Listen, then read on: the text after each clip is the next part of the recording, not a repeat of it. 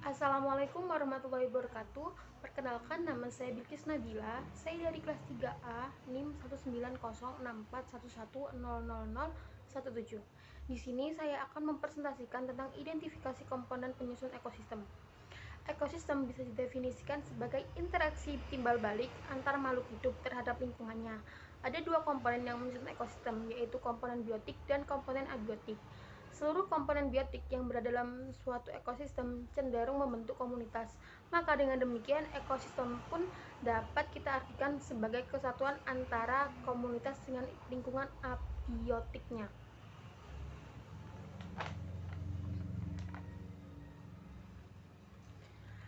Komponen abiotik adalah semua yang terdiri dari benda mati atau benda tak bernyawa. Beberapa jenis komponen abiotik antara lain yaitu sinar matahari. Sinar matahari sangat besar pengaruhnya terhadap ekosistem karena merupakan sumber energi bagi semua makhluk hidup.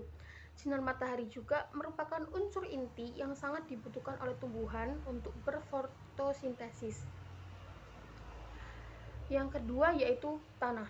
Tanah merupakan tempat hidup bagi organisme yang berada di daratan. Tanah pun menyediakan beberapa unsur penting yang dibutuhkan untuk pertumbuhan organisme, terutama bagi tumbuhan. Yang ketiga yaitu air. Air sama besar pengaruhnya terhadap ekosistem karena air merupakan sumber yang sangat dibutuhkan untuk kelangsungan hidup organisme. Tidak ada organisme yang tidak membutuhkan air.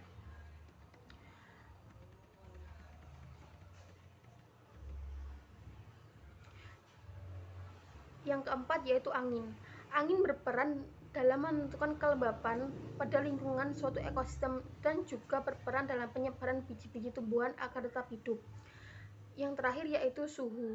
Suhu ternyata berpengaruh pada organisme-organisme tertentu terhadap ekosistem karena ada beberapa organisme yang hanya dapat hidup dalam kisaran suhu tertentu. Yang kedua yaitu komponen biotik. Komponen biotik adalah komponen yang terdiri atas organisme-organisme hidup atau makhluk hidup. Makhluk hidup dalam suatu komunitas dapat berperan sebagai produsen, konsumen, pengurai, dan pembusuk atau pelapuk. Yang pertama yaitu produsen. Produsen merupakan makhluk hidup yang mampu membuat makanannya sendiri. Beberapa macam makhluk hidup yang berperan sebagai produsen antara lain tumbuhan hijau dan beberapa mikroorganisme, misal alga bersel 1. Yang kedua yaitu konsumen. Konsumen merupakan makhluk hidup yang tidak mampu membuat makanannya sendiri. Makhluk hidup ini memanfaatkan sebagian atau seluruh bagian makhluk hidup lain sebagai sumber makanannya. Ada konsumen pemakan tumbuhan yaitu herbivora, konsumen pemakan hewan yaitu karnivora, dan konsumen pemakan keduanya yaitu omnivora. Dan yang ketiga yaitu pengurai.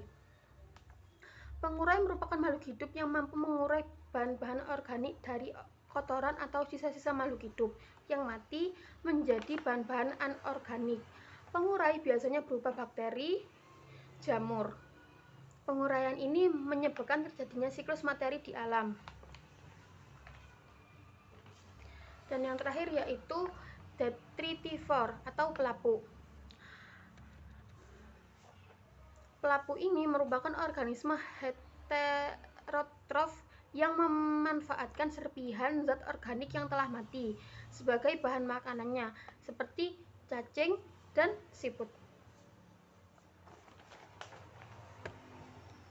Adapun aliran energi yang ada di ekosistem di alam.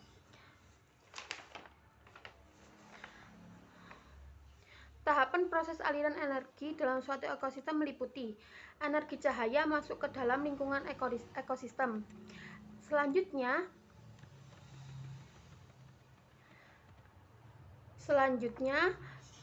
cahaya akan digunakan oleh tumbuhan untuk berfotosintesis. Setelah fotosintesis akan dihasilkan energi kimia yang diperoleh dari energi cahaya. Energi tersebut kemudian tersimpan di dalam tumbuhan sebagai produsen. Berikutnya, produsen akan dimakan oleh konsumen. yaitu organisme herbivora, sehingga energi berpindah dari produsen ke konsumen pertama, dan energi yang disimpan konsumen pertama hanya berkisar 10% dari energi produsen.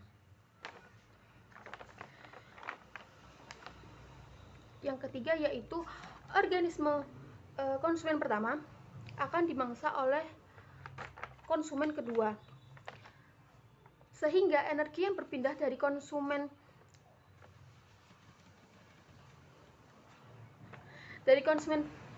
kedua ke tubuh konsumen sekunder yang disimpan juga hanya 10% dari konsumen pertama, yaitu selanjutnya yaitu dari konsumen kedua, lalu energinya akan dimakan oleh konsumen ketiga, dan yang terakhir maka energi akan diteruskan pada dekomposer atau pengurai, atau dikeluarkan dari ekosistem menjadi materi organik.